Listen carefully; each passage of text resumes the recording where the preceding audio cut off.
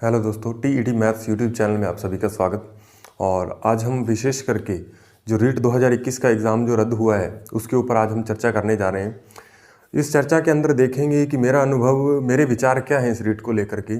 वैसे दुख तो बहुत हुआ है, लेकिन पूरी चर्चा जो है डिटेल से करेंगे। हमने कहाँ से लेके तैयारी करना स्टार्ट की और हमारा टीचर बनने के पीछे उद्देश्य क्या था। ठीक है, क्या हम टीचिंग लाइन में ही अभी तक हम लगे हुए थे? हम टीचिंग लाइन के इर्द गिर्द के जो एग्ज़ाम होते हैं, ठीक है, उनमें हमने बिल्कुल भी भाग नहीं लिया।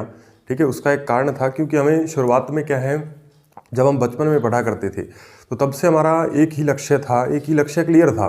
ठीक है, कई बार होता है कि हमारा पैसे को देख करके या फिर किसी और कंडीशन को देख करके हम सोचते हैं कि हमें टीचर बनना सही रहेगा। ठीक है, लेकिन मेरा ऐसा था कि बचपन से ही मेरा ये उद्देश्य था कि मुझे टीचर ही बनना है। ठीक है, टीचर बनने की प्रेरणा कहाँ से मिली? तो जो स्कूल में गुरुजन पढ़ाते थे, ठीक है, उनको देख करके कहीं ना कहीं खुद उनसे प्रेरणा मिली कि इतने अच्छे विचारों के मालिक होते हैं टीचर। तो इतने अच्छे से, मतलब किसी भी टॉपिक पे इतने अच्छे से गाइडेंस देते हैं, इतना अच्छा पढ़ाते हैं, तो उन सभी को देख करके मुझे वैसा बनने की प्रेरणा मिली थी।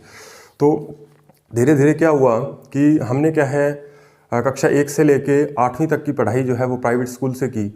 उसके बाद क्या है, 9वीं 10वीं के अंदर सरकारी स्कूल में सारी आगे की पढ़ाई जो है वो सरकारी स्कूल में रही।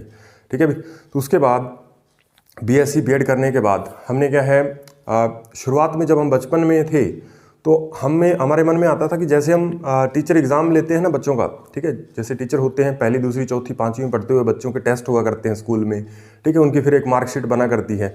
तो वैसे ही क्या, मैं खुद भी, मुझे आज भी याद है कि मैं भी ऐसे अपने छोटे भाई बहनों को, ठीक है, या हमारे रिश्तेदारों में जो भी बच्चे थे उनको पढ़ाया करता था। ठीक है, जब बचपन में, जब मैं 5वीं 6वीं या 7वीं 8वीं में पढ़ता था तो अब मैं क्या है, वैसे ही क्लासें लगाया करता था। 3-4 दिन पढ़ा दिया ABCD या कुछ भी है, ठीक है, तो वो पढ़ाने के बाद उसका एक टेस्ट हुआ करता था। फिर उस टेस्ट पे मैं एक पेज पे क्या, वैसी ही मार्कशीट तैयार किया करता था। ठीक है भाई। तो वैसी मार्कशीट तैयार करके बच्चों को देते थे। तो उन बच्चों को क्या है, मतलब एक टीचर वाली पूरी फीलिंग थी उस समय। तो धीरे धीरे क्या है, मुझे वहीं से प्रेरणा मिलती गई और मैं इसी लाइन में और भी अच्छा मतलब करने की कोशिश करता रहा। ठीक है, तो इस तरीके से मैं धीरे धीरे आगे बढ़ता फिर मैंने क्या किया, जब बीएससी के अंदर मैंने प्रवेश लिया तो उस समय मुझे क्या है, मैथ्स और साइंस मेरी थोड़ी पकड़ ठीक थी। तो फिर मैंने क्या किया, अपने गांव के अंदर ट्यूशन कराना स्टार्ट कर दिया। तो ट्यूशन करवाते करवाते, ठीक है, बेसिक चीज़ें और भी बढ़िया होती गई। धीरे धीरे बच्चे भी जुड़ते गए साथ में, तो बच्चों का रिस्पॉन्स भी बहुत अच्छा रहा। ठीक है भाई। तो जैसे ही बच्चे पढ़ के जाते और कहते कि सर आपका पढ़ाने का तरीका जो है वो बहुत बढ़िया है, यूनिक है, तो उस तरीके से मैं धीरे धीरे, मुझे और मोटिवेशन मिलता और मैं इसी लाइन में और भी कुछ अच्छा करने के लिए सोचने लगा। तो फिर तब मैंने सोचा कि मैं अगर जो एक बढ़िया स्कूल में पढ़ता हुआ बच्चा है, जो क्या है लगभग 1 वर्ष का क्या है 2.5 से 3 लाख रुपए जो खर्च वहन कर रहा है, अपनी फीस पे कर रहा है इतने बड़े स्कूलों के अंदर, तो सरकारी स्कूल के अंदर तो इतनी सुविधाएं नहीं होती।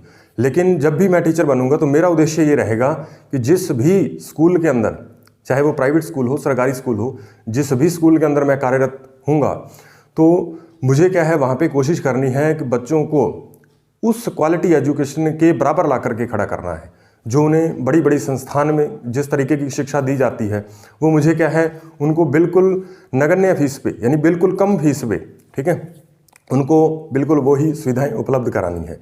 ठीक है भाई। तो ऐसे ही मैंने ट्यूशन के अंदर भी बहुत बड़ी फीस नहीं रखी, जितनी बच्चे पे कर पाए। कई बच्चे नहीं भी पे कर पाते तो उनको वैसे भी पढ़ाते हैं, ऐसी कोई बात नहीं है। ठीक है, लेकिन जो बच्चे पे कर पाते हैं उनसे फीस थोड़ा ले लेते हैं, ताकि अपने भी कोई बहुत बड़े, अपना आर्थिक जो है वो ढांचा बहुत बड़ा मजबूत नहीं है, लेकिन इस वजह से थोड़ी बहुत फीस लेनी पड़ती है। लेकिन आगे चल कर के मेरे विचार जो थे वो सारी जो एजुकेशन है वो फ्री होनी चाहिए बच्चों के लिए, इस तरीके के विचार पे मैं काम कर रहा था। लेकिन उसके बाद क्या है, मेरी हाइट भी बहुत बढ़िया है और सेहत भी अपनी भगवान ने बहुत बढ़िया दी है। तो उस वजह से क्या है, मेरी हाइट जो है 6.5 फुट के करीब है, यानी 6 फुट 4 इंच 5 इंच के लगभग करीब है।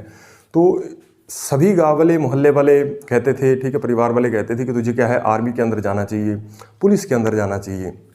लेकिन कहीं ना कहीं मैं भी उनका दबाव कह लीजिए या उनकी दरख्वास्त कह लीजिए, उनको मान करके मैंने भी 1-2 बार ट्राई किया। ठीक है, लेकिन उस समय क्या हुआ कि जैसे पंजाब पुलिस के अंदर मैंने फॉर्म फिल किया था, तो उसके अंदर मैं जाकर के जो फिजिकल होता है वो सब कुछ अपना बढ़िया हुआ, ठीक है, दौड़ वगैरह सब कुछ, क्योंकि फिट थे, फिजिकली फिट थे, तो कोई दिक्कत नहीं आई उसमें, ठीक है। पहले राउंड में हमने वो सब कुछ क्लियर कर दिया।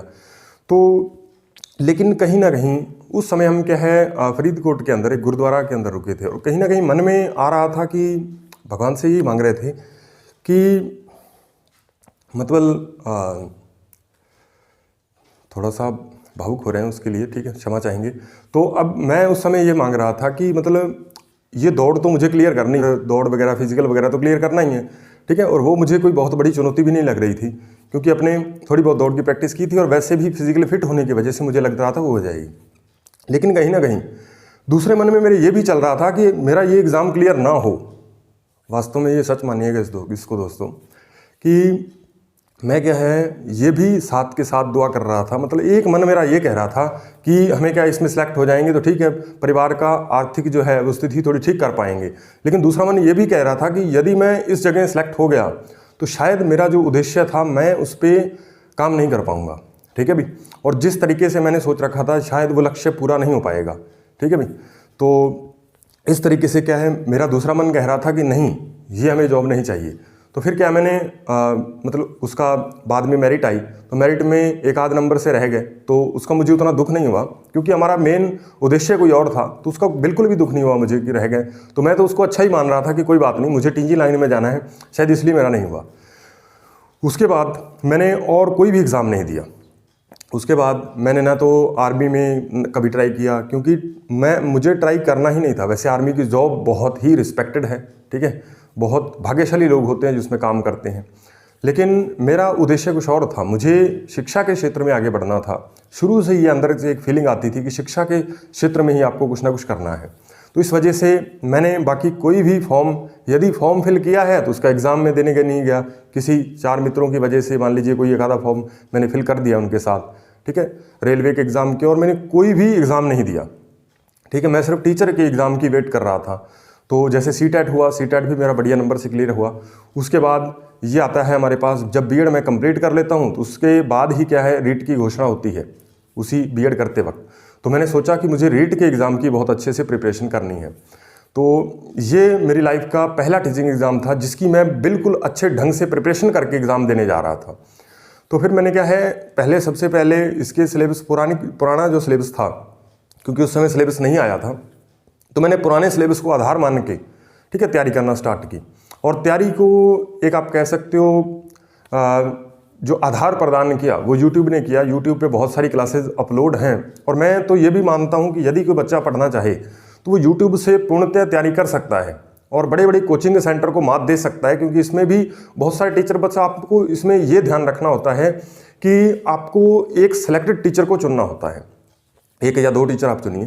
क्योंकि जब आप अभी क्या है, अभी तो रीट पे बहुत ज़्यादा चैनल बन गए हैं, क्योंकि अब व्यूज़ के चक्कर में, पैसा कमाने के लालच में कुछ भी डाले जा रहे हैं जो एग्ज़ाम से जिसका कोई भी वास्ता नहीं है, ठीक है।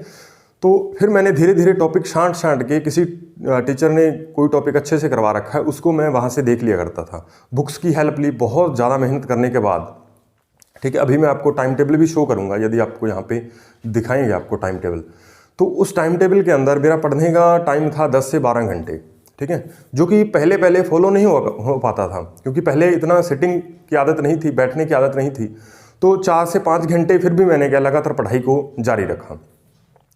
तो मुझे मैथ साइंस में इतनी दिक्कत नहीं थी। साइंस के अंदर जो बायोलॉजी का टॉपिक होता है उसमें थोड़ी बहुत दिक्कत थी, जिसको मैंने धीरे धीरे करके उस पर ज़्यादा फोकस करके, उसको ज़्यादा टाइम दे करके मैंने सुधारा, उसको बहुत हद तक सुधारा। उसके बाद मैंने क्या है धीरे धीरे, जैसे ही एग्ज़ाम डेट की घोषणा होती, मेरा पढ़ने का टाइम उससे दोगुना हो जाता, यानी पहले 4-5 घंटे पढ़ता था, अब 10 से 12 घंटे में डेली पढ़ने लगा। तो इसके लिए बहुत सारे त्याग करते हैं, हमेशा सभी को करने पड़ते हैं, ठीक है। जो भी कैंडिडेट है, जो प्रतिभागी है, उसको क्या है सारे ही जो हैं बहुत सारे क्या है त्याग भी करने पड़ते हैं। तो जैसे विवाह शादियों से हमें क्या है एक साइड में हटना होता है, मतलब उधर नहीं जाना होता। और हमें क्या है कोई भी मान लीजिए गांव में कोई उत्सव है, ठीक है, या फिर कुछ और है, तो उसमें हमें कम से कम भाग लेना होता है, क्योंकि अगर हम एक बार चले गए वहाँ पे तो उसका असर जो है वो हमारे दिमाग में 3-4 दिनों तक रहता है। तो फिर हम पढ़ाई की तरफ उतना अच्छे से कंसंट्रेट नहीं कर पाते। तो इस वजह से मैंने वो सब उसको भी एक साइड में रख दिया कि हमें नहीं जाना, चलो कोई बात नहीं, 6 महीने साल भर की बात है, उसके बाद देखेंगे। तो धीरे धीरे क्या है इसके लिए क्या है, बच्चों के ट्यूशन के लिए कॉल भी आने लगे। तो फिर मैंने सोचा कि चलो इनको पढ़ाएंगे, ठीक है, इनको पढ़ाएंगे क्योंकि ये हमें काम देगा आगे हमारे एग्ज़ाम में भी, ठीक है। हमारी कैलकुलेशन स्किल सुधरेगी क्योंकि मैथ साइंस पढ़ाते थे तो वो रिवीजन भी होता है कहीं ना कहीं। तो फिर मैंने उनको मना नहीं किया, मैं उनको पढ़ाते रहा, बच्चों को जो भी ट्यूशन के लिए आ रहे थे मेरे पास। तो उसके बाद धीरे धीरे मैंने अपनी तैयारी को थोड़ा और मतलब बढ़िया करने की कोशिश की। उसके अंदर मैंने मॉक टेस्ट वगैरह आपको पिछली वीडियो में बताया है। यदि आपने वो वीडियो नहीं देखी तो वहाँ पे आई बटन में आपको एक लिंक मिलेगा, आप उस पर जाके देख सकते हो कि मेरे जो हैं वो किस तरीके के पढ़ने का तरीका रहा, कौन कौन सी बुक्स पढ़ी, कौन कौन से मॉक टेस्ट वगैरह कैसे लगाए जाते हैं, ठीक है। अभी हम फिलहाल उसकी बात नहीं कर रहे। तो अब बात आती है कि अचानक से जब हमने एग्ज़ाम देने गए, एग्ज़ाम हमने विपरीत परिस्थितियों के अंदर दिया, मतलब घर के हालात कुछ ऐसे नहीं थे कि हम खाली बैठ के अकेला तैयारी ही कर पाएँ, उसके साथ हमें कोई मेहनत करनी पड़ती है, ट्यूशन वगैरह बहुत मतलब मेहनत रही, ठीक है। तो फिर क्या हमने एग्ज़ाम दिया। अब एग्ज़ाम से पहले जब एग्ज़ाम लास्ट जो है एग्ज़ाम की घोषणा हुई, अब हमें पता था कि अब ये एग्ज़ाम आगे पीछे नहीं होगा। तो तब हमने क्या है लगभग रात के 2-2:30 बजे तक पढ़ना स्टार्ट कर दिया। रात को कुछ चाय वगैरह दूध वगैरह लिया करते थे ताकि नींद ना आए, ठीक है, आधा कप। तो ताकि नींद ना आए 12 बजे तक हम दूध पिया लें, उस समय हमें नींद आना स्टार्ट होती है। लगभग 10-12 बजे तक तो हम पढ़ सकते हैं। उसके बाद हमें जैसे नींद आना स्टार्ट होती है तो हमने वहाँ पे क्या है छोटा सा ब्रेक रख करके दूध का सेवन किया करते थे, और उसकी वजह से क्या है नींद फिर से गायब हो जाती, जिससे क्या हम 2-3 बजे तक आराम से पढ़ सकते थे, ठीक है। 2-3 बजे तक पढ़ने के बाद फिर हम सोते और फिर क्या सुबह उठते, वही फिर से काम, किताबों को फिर से सामने रख के और उन्हीं को पढ़ना, अच्छे से नोट्स वगैरह तैयार करने, जिन जिन सब्जेक्ट के हमने नोट्स तैयार किए थे। तो इस तरीके से क्या है लगातार क्या है मेहनत करने के बाद एक दिन ऐसा आया कि जब हम एग्ज़ाम देने जा रहे थे और हम कॉन्फिडेंट थे, ठीक है, आत्मविश्वास से भरे हुए थे कि हमने इतनी बढ़िया तैयारी की है, पेपर चाहे कैसा भी आएगा हम सिलेक्शन की दौड़ में बिल्कुल शामिल होंगे, ठीक है। पेपर जिस वक्त मैं करने जा रहा था लोगों को डर था, मतलब कई बार लोग डीमोटिवेट हो जाते हैं पेपर को देख करके, लेकिन मेरे ऐसे दिमाग में कुछ नहीं था, ठीक है। मैंने पेपर को पेपर की तरह ही देखा था कि इस पेपर को हमें बढ़िया ढंग से अपनी तरफ से बढ़िया करना है, बाकी देखा जाएगा। तो अब क्योंकि ये पेपर जो है वो पूर्णतः आरबीएसई बुक्स से बना था और वो हमने अच्छे से पढ़ रखी थी, तो जब पेपर सामने आया तो पेपर को मैंने देखा कि साइकोलॉजी के मुझे 30 क्वेश्चन देखने हैं उनको करते वक्त। तो मैंने जैसे ही पेपर को, जैसे कहा जाता है ना, जो मतलब वहाँ पे कर्मचारी होते हैं वो कहते हैं कि आप क्या है एक बार पेपर को देख लीजिए, इसमें कोई पेज हो सकता है मिस हो, ठीक है, या फिर टाइपिंग में मिस्टेक हो तो हम उसे चेंज कर देंगे, ठीक है। तो उस समय मैंने पेपर को क्या पलट के 2 मिनट के अंदर देखा, ठीक है, एक एक पेज को पलट करके देखा। तो उस समय मेरे अंदर और भी आत्मविश्वास उत्पन्न हुआ कि पेपर तो बिल्कुल आसान आया है, ठीक है, इसको हम कर लेंगे। तो उस समय और भी आत्मविश्वास से भर गए और पेपर लिखने बैठे। तो शुरुआत में जो आत्मविश्वास ज़्यादा हो जाता है उसकी वजह से 1-2 क्वेश्चनों के अंदर थोड़ी ओएमआर शीट में भरते वक्त गलती हुई, लेकिन फिर भी डीमोटिवेट नहीं हुए कि अभी भी हम सिलेक्शन की दौड़ में शामिल होंगे, ठीक है। तो अभी भी हम बहुत कुछ आगे पढ़ा है। 1-2 क्वेश्चन गलत होने की वजह से कई बच्चे तो पूरा पेपर ही गलत कर देते हैं, लेकिन मेरे दिमाग में वो बिल्कुल नहीं था, मुझे अपना पेपर अच्छा करना था कैसे भी करके। तो मैंने इतना ज़्यादा लोड नहीं लिया, मैंने फ्री माइंड से पेपर किया और उस पेपर का नतीजा भी आप सभी के सामने 140 नंबर, बहुत बढ़िया स्कोर रहा रीट लेवल 2 के अंदर। फिर दूसरे सेक्शन के अंदर जब हमें चप्पलें वगैरह बाहर उतार के कहने लगे कि नकल हुई है इस पेपर में, ठीक है, तब तक हमें इतना पता नहीं था। उसके बाद जब सेकंड पेपर जो हुआ था लेवल 1 का सेकंड पारी में, तो वो दे करके आए, वो भी पेपर हमारा पहले पेपर बढ़िया हुआ, उसकी वजह से आत्मविश्वास बड़े होने के कारण उसमें भी बहुत बढ़िया नंबर आए, ठीक है। आपको बता दें कि रीट 2021 के अंदर लेवल 2 के अंदर मेरे 140 नंबर रहे 150 में से, और लेवल 1 के अंदर 130 नंबर रहे 150 में से, ठीक है भाई। तो जब रिजल्ट आता है तब तक हमने इंतज़ार किया कि रिजल्ट हमारा कैसे आएगा। लगभग मैंने पहले ही एक वीडियो बना दी थी कि हमारे जो नंबर हैं वो मुझे लग रहा है कि मेरे नंबर 140 होने चाहिए, ठीक है भाई। आप वो वीडियोस देख सकते हो यदि आपने नहीं देखी तो उस वीडियो में मैंने बताया था कि विभिन्न कोचिंग संस्थान के द्वारा मुझे लग रहा है कि 140 नंबर बन रहे हैं। हालांकि मेरे 138 बन रहे थे सभी कोचिंग सेंटर के मिलाने के, लेकिन फिर भी मुझे विश्वास था कि 2 नंबर मेरे क्या है, जो क्वेश्चन मैंने सही किए हैं वो हो सकता है कोचिंग वालों ने गलत करवाए हों। तो 1-2 क्वेश्चन ऐसे भी थे, तो मुझे पता था कि मुझे सही होंगे, तो मैंने 140 टोटल बताया था, 140 नंबर आने वाले हैं। और रिजल्ट के अंदर 139 नंबर आए, फिर रिवाइज रिजल्ट के अंदर ये 140 नंबर फिर से हो गए। तो इस तरीके से हमारा जो सफ़र रहा रीट 2021 को लेकर के, मतलब बहुत ज़्यादा मेहनत करने के बाद, इतना पढ़ने के बाद, और फिर जब न्यूज़ आती है, ठीक है भाई, अभी जब रीट 2021 के रद्द की घोषणा की जाती है, तो उस समय एक मैसेज आता है, और मैं ट्यूशन क्लास में पढ़ा रहा होता हूँ बच्चों को, तो उस समय साइंस की क्लास चल रही थी। तो उस समय एक बार तो मतलब ऐसे उथल पुथल दिमाग में मच गई कि अब क्या करेंगे, ठीक है, अब क्या होगा।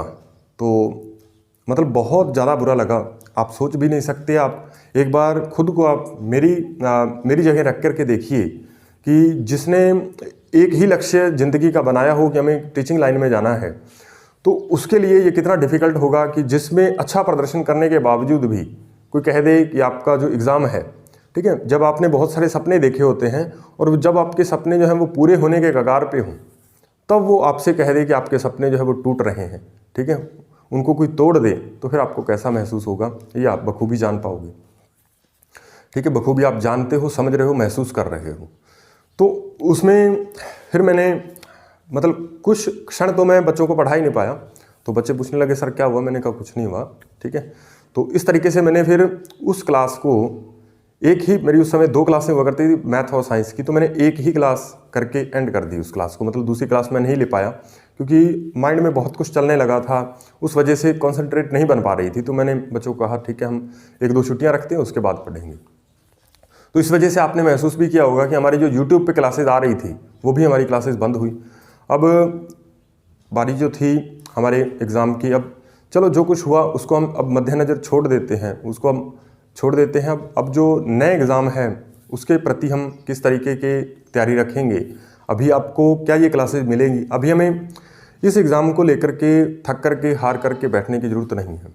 तो अभी हम क्या है एक नए सिरे से फिर उन्हीं किताबों को एक बार सामने रख कर के स्टडी फिर से दोबारा करेंगे, और फिर से क्या है फर्स्ट ग्रेड, सेकंड ग्रेड या फिर रीट के अंदर सिलेक्शन लेने की कोशिश करेंगे। तो अभी देखिए हम अभी आपको इस यूट्यूब चैनल पे रीट 2022, अभी शायद इसका नाम जो चेंज करके आरटेट कर दिया जाए, तो आरटेट के लिए आपको जो सिलेबस है उसका क्या क्या रहने वाला है, फर्स्ट पेपर का आप सिलेबस जो है, जो रीट एग्ज़ाम होगा या आरटेट का एग्ज़ाम होगा, उसमें आपको डरने की कतई ज़रूरत नहीं है। जिन्होंने तैयारी की थी बिल्कुल वही सिलेबस जो है वो रिपीट होने वाला है, वही सिलेबस आपको दोबारा से देखने को मिलेगा। लगभग 9-10%, 10%, 5% के आसपास चेंज होगा, तो वो हम कवर कर सकते हैं, कोई दिक्कत नहीं है।